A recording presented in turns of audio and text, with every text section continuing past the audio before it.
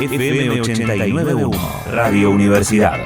Para hablar de estos temas, estamos en comunicación con la licenciada Eva Henderson. Ella es nutricionista, especialista en alimentación vegetariana y vegana, colaboradora y conferenciante en UVA, en la Unión Vegana Argentina, y formada en nutrición Ayurveda, nutrición clínica para adultos y niños. ¿Qué tal, Eva? Buenas tardes. Vanina te saluda. Hola, buenas tardes, Vanina y audiencia. Perdón. Un gusto. No, está bien, un gusto, Eva, un gusto que estés con nosotros acá en Lo que Mueve. Bueno, yo hablaba recién de la alimentación sana, pero por un tema del calor que pasamos la semana pasada, de cuidarnos, etcétera, de seguir, ¿no?, con esa metodología de alimentarnos bien. Pero básicamente el tema que nos importa hoy es tanto el vegetarianismo como el veganismo, ¿no? Hay muchas cosas que, hay gente, siempre me surgió esa duda, ¿no? Hay gente que adopta este estilo de alimentación, pero sin demasiada información, ¿no? Bueno, sí, así es. Igual, si me permitís, me gustaría enganchar un poquito con eso que estabas comentando recién, porque tiene mucho que ver todo esto de la ola de calor con el cómo nos estamos alimentando, por ejemplo. Pensemos bueno, se viene hablando hace mucho tiempo ya del cambio climático, se viene hablando hace bastante tiempo del calentamiento global, que sería bastante, digamos, ya más correcto que decir cambio climático, que es como que nadie tiene la culpa de que el clima cambie, ¿no? Y bueno, estamos notando temperaturas cada vez más extremas, como la ola de calor que tuvimos hace unos días en todo el país, temperaturas inusitadas. Lo mismo ocurre en invierno.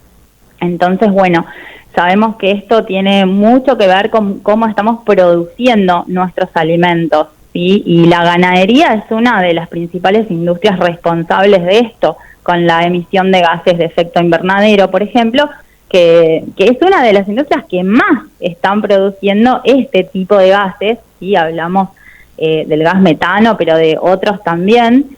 Y esto, bueno, justamente está produciendo este calentamiento global que año a año es progresivo, y que si bien se están buscando distintas maneras de mitigar esto, lo cierto es que la industria, la producción de alimentos cárnicos y de lácteos tiene mucho que ver en todo esto, ¿sí? Como para enlazarlo un poquito con esto que comentabas. Entonces, entender que no es solamente una cuestión de alimentación liviana o sana, sino empezar a entender que esto tiene mucho que ver con cómo repercute en nuestro planeta, en la Tierra, en los ecosistemas.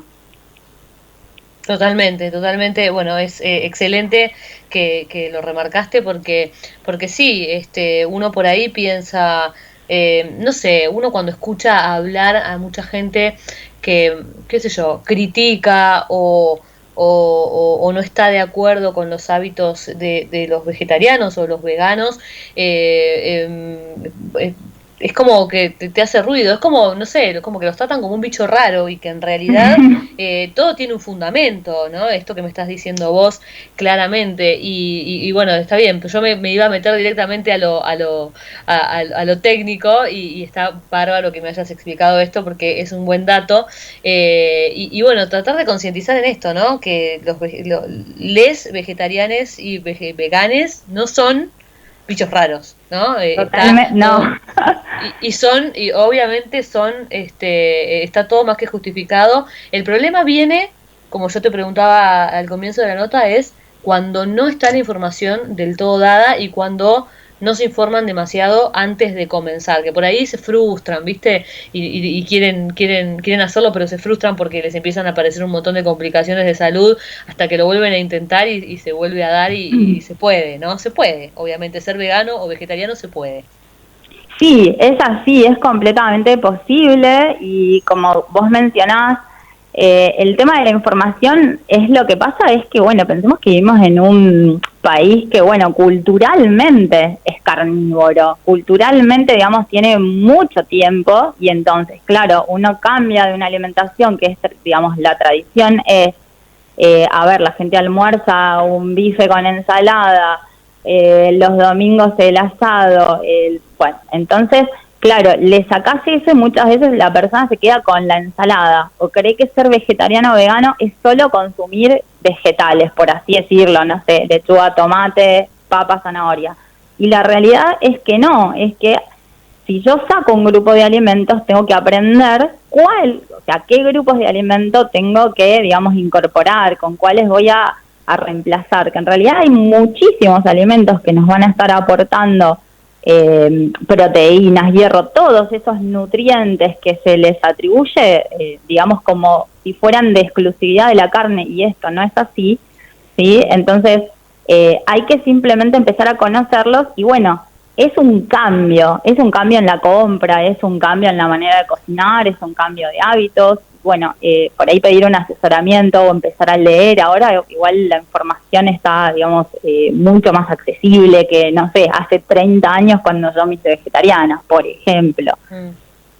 ¿Crees que es momento de incorporar esto, aprovechar, ¿no? E incorporarlo en las infancias, ya desde chiquititos, cuando empiezan a conocer lo que es la alimentación, la comida? Absolutamente. Sí, un sí rotundo, y te diría, es más, desde la gestación. Hoy, digamos, la investigación científica está hablando muchísimo de cómo se modula algo que conocemos que es la microbiota, y cómo se modulan también los sabores, las preferencias, y cómo todo esto va a tener que ver después, a futuro, con ese adulto y con las enfermedades o no que pueda llegar a tener. Todo eso empieza desde el momento de la gestación, así que pensemos en lo importante que es tener una buena alimentación que favorezca una buena microbiota intestinal, este conjunto de bacterias que nos ayudan, ¿sí?, en el sistema inmunitario, que ayudan en la prevención de enfermedades.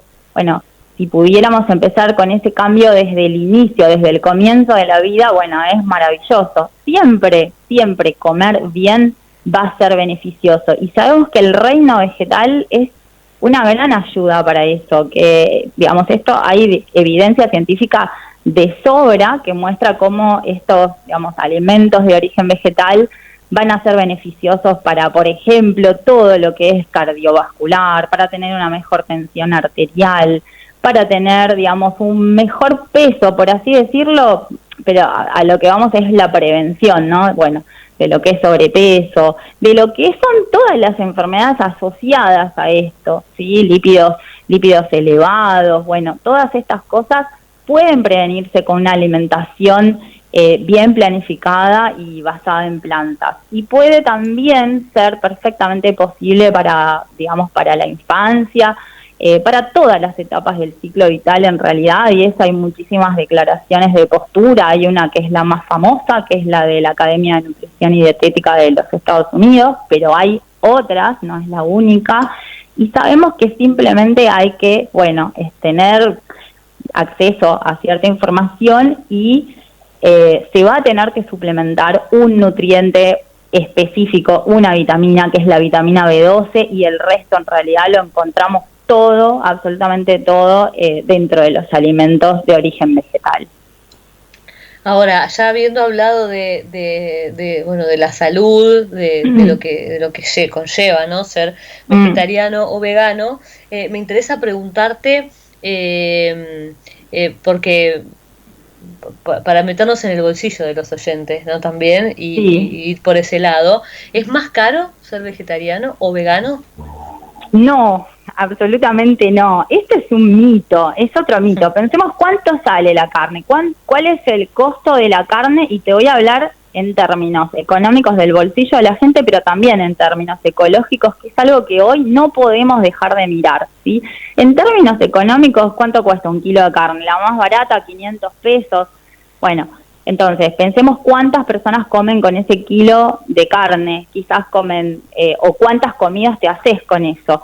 Y te lo comparo, por ejemplo, con un kilo de lentejas que vos pones a remojar una sola taza, que quizá equivale al cuarto de ese kilo de lentejas, y vos con con esta taza vas a obtener el triple prácticamente de lentejas, ¿sí? Porque esto la semilla, una vez que uno la pone en remojo y la cocina, casi triplica su tamaño, ¿sí?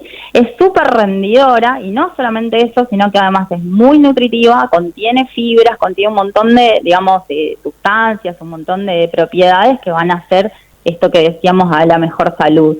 Y sin embargo la carne, la persona para poder, digamos, comer, ¿cuánto le rinde eso? La pone a cocinar y al contrario, ese trozo de carne reduce su tamaño en vez de aumentarlo, porque justamente como tiene una cierta cantidad de agua, ¿sí? Eso se va a reducir y queda más pequeño. ¿Cuántas personas entonces comen? ¿Cuánto rinde de comida? Entonces, en términos económicos es una gran falacia decir que ser vegetariano es más caro. Es cierto que debieran de estar, por ejemplo, lo que es frutas y vegetales, pero esto lo digo en términos de toda la población. Ojalá, digamos, hubieran subsidios, algo que haga que los costos no sean tan altos. O sea, ahí es una crítica porque la verdad es injusto ir a comprar en la época del tomate, pagar 400 pesos el kilo de tomate, ¿no? Esto es una realidad. Pero digo, si nos organizamos y pensamos en la compra, realmente, digamos, en términos económicos, el precio no es más caro, ¿sí? Se trata de, bueno, claro, no consumir, digamos, alimentos industriales, superfluos, que no son necesarios, que muchas veces vienen con la etiqueta de vegetariano o vegano, y si uno se atañe, digamos, al producto entero, integral, a lo que son legumbres, a lo que es el cereal entero, por ejemplo, una quinoa, por ejemplo, un arroz integral, ¿sí? No tiene por qué ser más caro, ¿sí? Y en cuanto a los términos ecológicos, como te decía, pensemos que para producir 1 kilo de carne son necesarios 15.000 litros de agua, ¿sí? Y estamos hablando de un momento del mundo, del planeta, en que muchos países tienen escasez de agua. A su vez se utiliza mucha más superficie, ¿sí? En cuanto a tierra, ¿sí? Para poder criar estos animales. Es muy caro sostener, pensemos en la alimentación, en el agua que consume uno de estos animales para poder crecer, después matarlo y así. Entonces, tengo que pensar en términos ecológicos también en cuál es el costo de sostener una alimentación basada en carnes y lácteos. Clarísimo. Y bueno, y si hay alguien del otro lado que está escuchando, ¿no? Y que dice, bueno, quiero empezar. Primero establezcamos la diferencia entre vegetariano y vegano para que entiendan de cuál es. Nada mejor que lo haga, yo lo sé, pero nada mejor que lo hagas vos porque sos la especialista.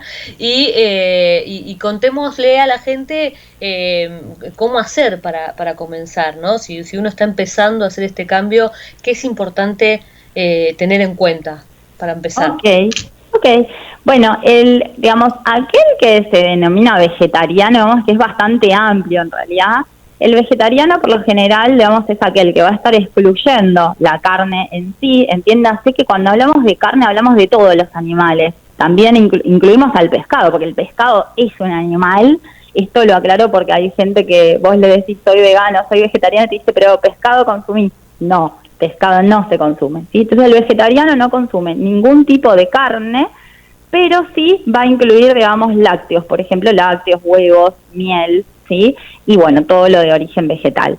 En cambio, el vegano es, primero que es un término ético, digamos, involucra una postura ética que es mucho más profunda y tiene que ver con el no uso de los animales para ningún fin, nada que involucre el sufrimiento animal, el uso de los animales, ¿sí? Se entiende además a los animales como seres sintientes. Entonces, el vegano aparte en su aspecto puramente nutricional o dietético, bueno, excluye todos los productos de origen animal, es decir, no va a consumir las carnes como el vegetariano, pero tampoco lo que son lácteos, lo que es el huevo y lo que es la miel, por ejemplo, ¿sí?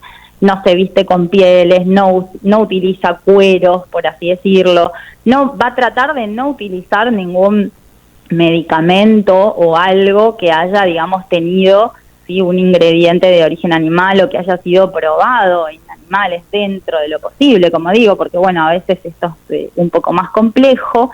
No va a ir a espectáculos, por ejemplo, como es un circo, no avalamos todo lo que es, digamos, zoológicos, ojalá, digamos, no existan más zoológicos. Bueno, lo que es diversión, lo que es transporte, todo eso, digamos, involucra lo que es, digamos, una ideología vegana. Bien, excelente. Y cuando queremos empezar a implementar este cambio en la alimentación, ¿conviene dejar todo esto de una o es ir progresivamente? Bueno, eso es bastante personal. Te cuento que atiendo pacientes y personas que vienen y me dicen, vi una película, vi un documental y de un día para el otro dejé todo y lo hizo sin problema. Y por ahí tenés personas que les cuesta un poco más. Un clásico que se escucha mucho en el consultorio es, por ejemplo, no puedo dejar el queso. El queso es hiperadictivo, sabemos que, digamos, es una de las cosas que más cuestan dejar. Otros les cuesta dejar el huevo. Entonces esto es como algo bastante personal.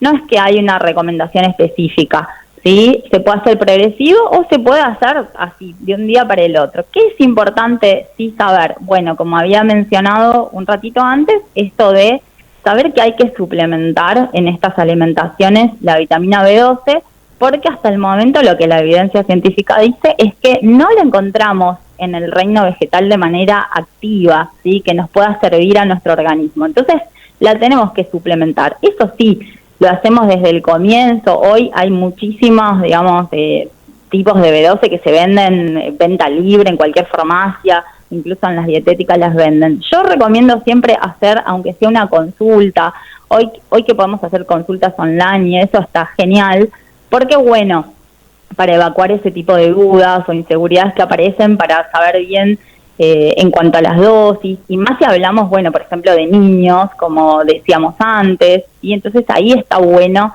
hacer una consulta. Pero de base es eso, y después, bueno, comprender esto que había dicho antes.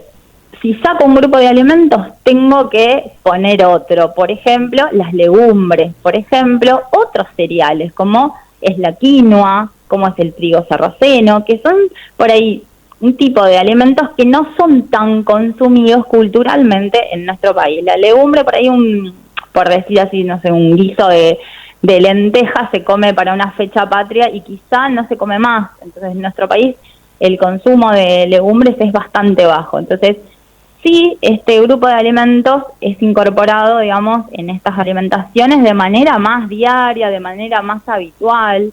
Lo mismo los pseudocereales, lo mismo los frutos secos o las semillas, que es un alimento realmente muy completo, muy noble, pero que hay que incorporarlo, que hay que aprender a utilizarlo más diariamente, ¿sí? Entonces, por ejemplo, te digo una comida que se me ocurrió hace un ratito.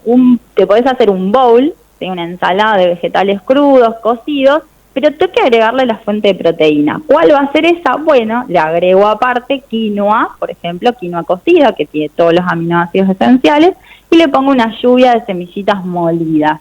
Y bueno, ahí voy a estar teniendo las proteínas, el hierro, el calcio, todo eso que necesito, ¿sí? No es saco el bife y me quedo con la lechuga y el tomate. No, ahí estaríamos haciendo mal. Y después lo que yo recomiendo es ir probando, por ejemplo, hay programas, por ejemplo, que se llaman El Lunes Sin Carne, es un programa internacional que ustedes pueden investigar, el que esté interesado puede investigar, y ahí, bueno, se publica mucha información y se puede ir sustituyendo, diciendo, bueno, a ver, ¿cómo puedo hacer hoy para que esta comida, digamos, en este día no como nada de carne? Bueno, ¿qué podría incluir? Bueno, hoy pruebo con quinoa, a ver cuánto hago, hoy pruebo con lentejas, ¿sí? Y ir viendo a ver cómo se siente el cuerpo, ir viendo cómo te sentís, vas a ver que obviamente la digestión es mucho más liviana, ir probando, eso es lo que yo recomiendo, y viendo cómo te sentís y motivarse. Por ejemplo, hay muchísimos documentales en Netflix, uno de los más conocidos que salió hace un tiempito ya, de Cambio Radical, que habla de los deportistas y los beneficios que tienen por hacer una alimentación basada en plantas, pero hay muchas otras que pueden ver, por ejemplo, y bueno, eso es lo que yo les recomiendo. Excelente, completísima, Eva, completísima. Recomendaste todo para aquellos que quieran comenzar con este tipo de alimentación. La verdad que bueno, que te agradezco por toda la data que nos diste. Nos queda pendiente para la próxima, te vamos a volver a molestar, ya te lo digo ahora, ya hablé con la producción, ya le dije, la quiero de nuevo, porque la nutrición ayurveda me interesa, me gustaría que después en otro momento lo profundicemos, así que te agradecemos por estar, por tu tiempo, y ya estaremos en contacto nuevamente. Bueno, muchas gracias a vos, muchas gracias a la producción y bueno, a los oyentes también un saludo y que se animen, el futuro es vegano sin lugar a dudas. ¿A dónde te buscamos para aquellos que se quieran atender, que quieran hacer una consulta?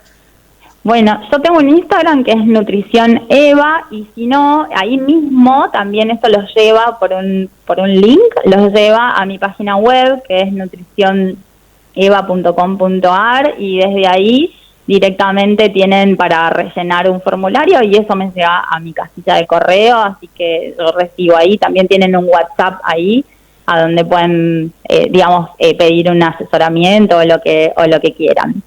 Excelente, Eva. Bueno, ahí está, Nutrición Eva para aquellos que quieran buscarla y contactarse con ella. Eva, te agradezco gracias. Nos hablamos pronto. Buenas tardes, gracias. Gracias, un gusto. Licenciada Eva Henderson, nutricionista especialista en alimentación vegetariana y vegana, colaboradora y conferenciante en UVA, en la Unión Vegana de Argentina, formada en nutrición ayurveda, nutrición clínica para adultos y niños.